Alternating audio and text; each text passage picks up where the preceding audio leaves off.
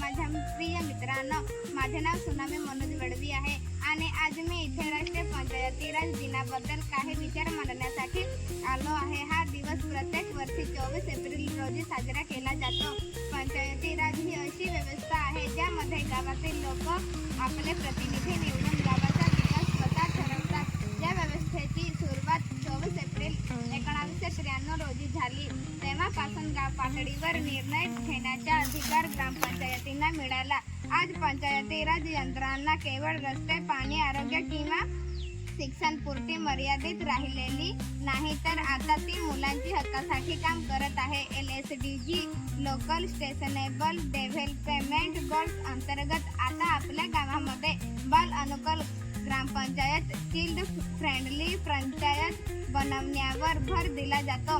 बाल अनुकूल ग्रामपंचायत म्हणजे काय? अशी ग्रामपंचायती जिथे खेळायची वस्तू आणि आम्हाला सुद्धा दुसरं बांधून द्यायचं।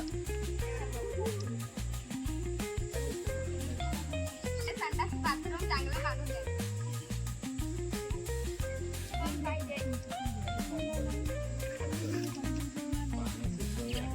सगळ्यांनी मिळून शपथ घेतली, चांगला आहे। दुसऱ्याने सुद्धा सांगा तुम्ही, जे पोरं आलं नाही त्यांना पण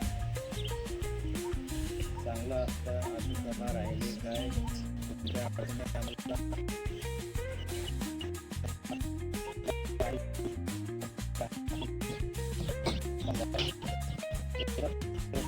होणार नाही, पण आम्ही ते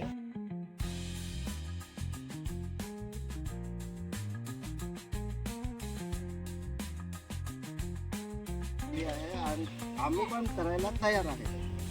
हे 2 शब्द देतो तुम्हाला, तेवढे बोलून माझे 2 शब्द सोपवतो। धन्यवाद बोलो।